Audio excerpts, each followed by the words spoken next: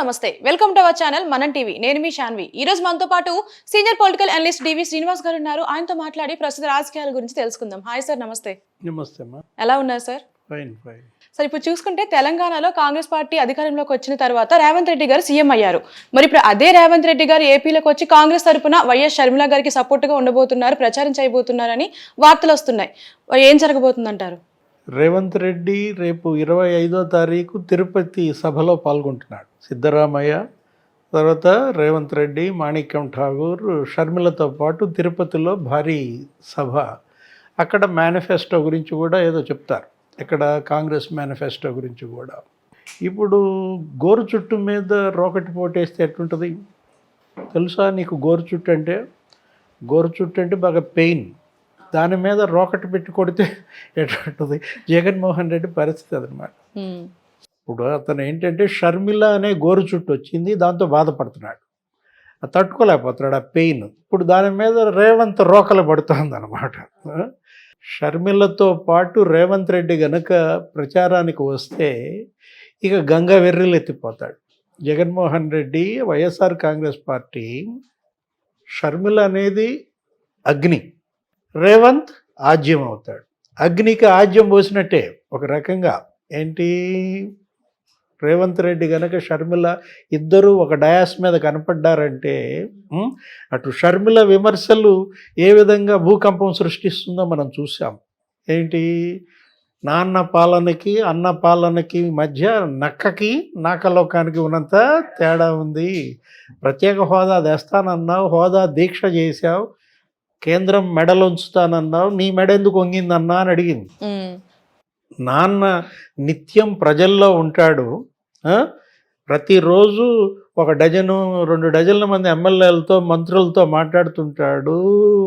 వందలాది మంది మనుషుల్ని కలుస్తాడు మరి నువ్వెందుకని జనంలోకి రావట్లా ప్యాలెస్లోంచి బయటికి ఎందుకు రావట్లా ఇలా షర్మిల చేసే విమర్శలకి జగన్మోహన్ రెడ్డి గంగ వెర్రులు ఎత్తిపోతున్నాడు ఇలాంటి పరిస్థితుల్లో రేపొద్దున అదే డయాస్ మీద రేవంత్ వచ్చి విమర్శించాడు అనుకో రేవంత్ విమర్శలు ఎలా ఉంటాయో నీకు తెలుసు ఇక్కడ తెలంగాణలో కేసీఆర్ రేవంత్ రెడ్డి ధాటికి ఎలా ఇదైపోయారో మనం చూసాం కేసీఆర్ని మడిచిపెట్టారు ఎవరిద్దరూ కలిసి షర్మిల రేవంత్ కలిసే తెలంగాణలో కేసీఆర్ని బారాసాని మడిచిపెట్టారనమాట ఆమె తెలంగాణలోనే కదా పార్టీ పెట్టింది అసలు కేసీఆర్ అవినీతి మీద మొదట ధ్వజమెత్తిందే షర్మిల కాళేశ్వరం అవినీతి గురించి ఎక్కడ పోయి కంప్లైంట్ చేసింది ఢిల్లీ వెళ్ళి సిబిఐ ఎంక్వైరీ అడిగింది అప్పటిదాకా కాళేశ్వరం అవినీతి గురించి వీళ్ళెవరు అంత క్వశ్చన్ చేయని పరిస్థితుల్లో షర్మిల తెలంగాణలో పార్టీ పెట్టి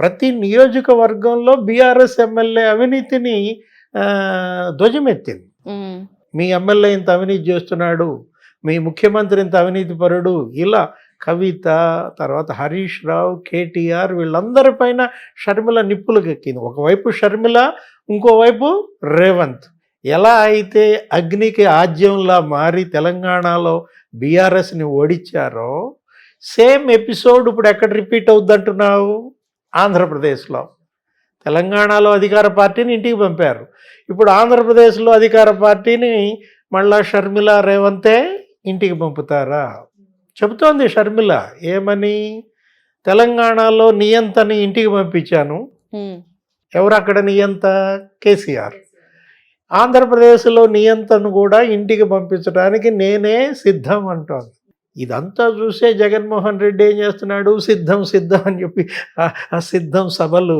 పెడుతున్నాడు వాలంటీర్లే తన సైన్యం అంటున్నాడు తను ఒంటరిని మళ్ళా సానుభూతి డ్రామా ఆడుతున్నాడు నన్ను ఒంటరిని చేసి 10 మంది ఏకమవుతున్నారు 2 జాతీయ పార్టీలు ఇంకా ఈ ప్రాంతీయ పార్టీలు 2 అందరూ కలిసి నా మీద యుద్ధం చేస్తున్నారు నాకు మీరే ముందుండాలి వాలంటీర్లు నా ముందుండి నన్ను కాపాడాలి అనే ఒక సానుభూతి డ్రామా ప్రారంభించాడు మనం చూసాం ఎందుకు జగన్మోహన్ రెడ్డి ఒంటరి వాడయ్యాడు జగన్మోహన్ రెడ్డితో ఎవరు ఎందుకని కలవటం లేదు ప్రజలు అడిగే ప్రశ్నలు జగన్మోహన్ రెడ్డి ఎందుకు ఎడం జరిగాడు వీళ్ళందరికీ కూడా ఒక్క పార్టీ అన్నా జగన్మోహన్ రెడ్డితో కలవడానికి సిద్ధంగా ఉందా సిపిఐ సిపిఎం బీజేపీ ఏ పార్టీ కూడా మరి ఇతనితో కలవడానికి సిద్ధంగా లేదంటే, ఒక అంటరాని వాడుగా, అంటరాని పార్టీగా మారిందంటే ఎవరి వైఫల్యం?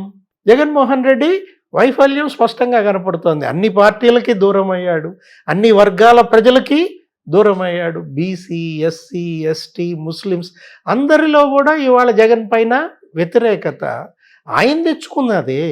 ఎవరో తెచ్చిన వ్యతిరేకత కాదది. తనకిచ్చినటువంటి మంచి అవకాశాన్ని నీరుగార్చాడు.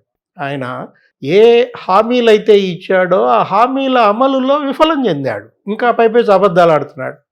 99% హామీలు అమలు చేసేసానంటాడు. వాళ్ళేమో వరుసనే లిస్టు చదువుతున్నారు. ఏంటి 99% అమలు చేసావా? మరి రైతులకు ఏం చేశావు? రైతులకు నువ్వు 20,000 కోట్లు ఎగ్గొట్టావు. కేంద్రంది కాదని నువ్వు 6,000 ఎక్స్ట్రా ఇస్తానన్నావు. కేంద్రంతో కలిపి ఇప్పుడు 6,000 ఇస్తున్నావు. జలయజ్ఞం చేస్తానన్నావు, చేసావా? ప్రాజెక్టులు 50 కడతానన్నాడు. ఒక ప్రాజెక్ట్ అన్నా కట్టాడా? పేదల ఇళ్ళు 25 లక్షలు కడతానన్నాడు. 25 లక్షల కుటుంబాలకు ఇళ్ళు కడతానన్నాడు. కనీసం 2.5 లక్షల కుటుంబాలకన్నా కట్టాడా? మద్యపాన నిషేధం అన్నాడు. మద్యం ఏరులై పారిస్తుంటమే కాకుండా చీప్ లిక్కర్ తెచ్చాడు. ఏంటి? బూమ్ బూమ్, ఏదో ప్రెసిడెంట్ మెడల్, ఏవైతే తను సాధించలేకపోయాడో ఆ పేరుతో చీప్ లిక్కర్ వదిలాడు. స్పెషల్ స్టేటస్ ఒక చీప్ లిక్కర్, ఆంధ్ర గోల్డ్ ఒక చీప్ లిక్కర్. అంటే ఆంధ్ర ఎటు గోల్డ్ చేయలేకపోయాడు కాబట్టి ఈ చీప్ లిక్కర్ తాగండి, స్పెషల్ స్టేటస్ ఎటు తేలేకపోయాడు కాబట్టి ఈ చీప్ లిక్కర్ తాగండి. ఇలా వాళ్ళని తాగించి 1,000 కోట్లు సంపాదన. ఏంటి? మిగతా రాష్ట్రాల్లో ఆన్లైన్ పేమెంట్ దొరుకుద్ది నీకు లిక్కర్, కానీ ఆంధ్రప్రదేశ్లో క్యాష్ పేమెంట్, బ్లాక్ మనీ. ఈ క్యాష్ అంతా ఎక్కడికి వెళ్తోంది? ప్రజల్లో ఇవాళ ఇవన్నీ కూడా అనుమానాలు, సందేహాలు. మద్యపాన నిషేధం అలా చేశాడనమాట. ఏ హామీ కూడా నెరవేర్చలేదు కదా. సిపిఎస్ రద్దు చేశాడా? ఉద్యోగులు నిన్న కూడా చూసాం విజయవాడ, టీచర్లందరినీ కాపలా పెట్టాడు. ఆ టీచరు హాస్పిటల్కి వెళ్తే పోలీస్ పక్కన, ఆ టీచర్ స్కూల్కి వెళ్తే అతని పక్కన పోలీసు. వీళ్ళంతా ఎక్కడ చెల్లో విజయవాడకి వెళ్తారో అని చెప్పి పొంతుళ్ళ చుట్టూ పోలీసులను కాపలా పెట్టిన ముఖ్యమంత్రిని ఇక్కడే చూస్తున్నాం మనం. ప్రభుత్వ ఉద్యోగుల యొక్క హామీలు విఫలం చెందాడు. ఏ సెక్షన్? అంగన్వాడీ, ఆశా వర్కర్లు, పారిశుద్ధ్య కార్మికులు, మున్సిపల్ వర్కర్లు అందరూ రోడ్ల మీదే కదా. సార్ ఇప్పుడు చూసుకుంటే ఏపీలో కాంగ్రెస్ మీద అసలు ఓటు బ్యాంక్ అనేది చాలా మినిమం కూడా లేదు. అలాంటిది షర్మిల గారు వచ్చిన తర్వాత మనం చూస్తూనే ఉన్నాము, వైఎస్ఆర్సీపీ నుంచి చాలా మంది నాయకులు షిఫ్ట్ అయ్యారు. ఇప్పుడు రేవంత్ రెడ్డి గారు వస్తే ఏమైనా ఓటు బ్యాంక్ పెరిగే అవకాశం ఉందా?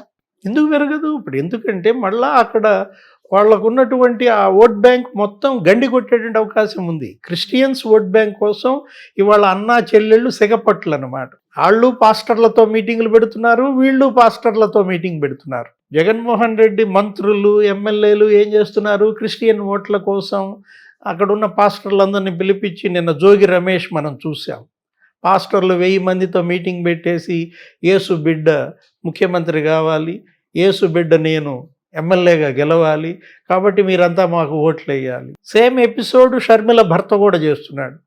ఎవరు? బ్రదర్ అనిల్ కుమార్.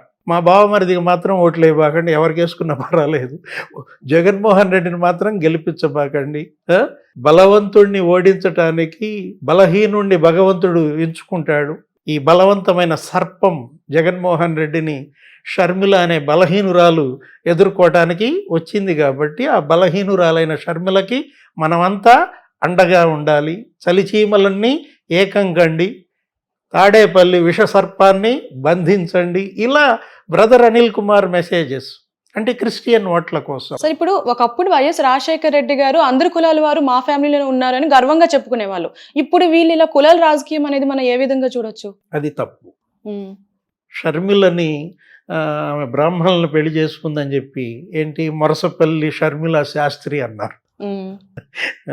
మొరసపల్లి షర్మిల శాస్త్రి ఇవాళ అయిందా పెళ్ళి? నిన్న జరిగిందా? మొన్న జరిగిందా? పెళ్ళి ఎప్పుడో 28 ఏళ్ల క్రితం జరిగింది. వాళ్ళ అబ్బాయి పెళ్ళి కూడా జరిగింది కదా మొన్న. మేనల్లుడు రాజారెడ్డి పెళ్ళి.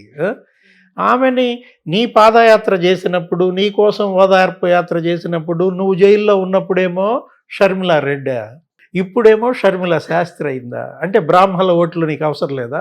శాస్త్రి అనే పదం ఆమెకి చేర్చడం ద్వారా నువ్వు బ్రాహ్మణుల ఓట్లను కించపరుస్తున్నావా? ఎలా చూస్తారు?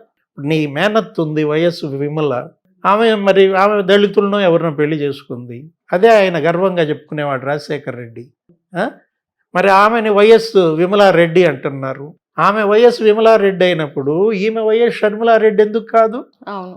ఇట్లా కులాల మధ్య చిచ్చు పెట్టడం, విద్వేషాలు రగిలించటం ఇది తప్పనమాట. ఎందుకంటే కులం కూడు పెట్టదు. కులరహిత సమాజం కావాలా? అలాంటిది ఇలా రాజకీయ స్వలాభాల కోసం ఈ విధంగా గండి కొడుతున్నాడంటే జగన్మోహన్ రెడ్డి రేపొద్దున రేవంత్ వస్తున్నాడు. ఇప్పటికే షర్మిల ఫీవర్ టెంపరేచర్ ఎంత 104 నుంచి తగ్గట్లా. రేపొద్దున షర్మిల వస్తే ఇక థర్మామీటర్ పేలిపోవటం రేవంత్ రెడ్డి గారు. సో మరి చూడాలి ఈ రాజకీయాలు ఎంతవరకు వెళ్తాయి అనేది. Thank you sir. నమస్తే.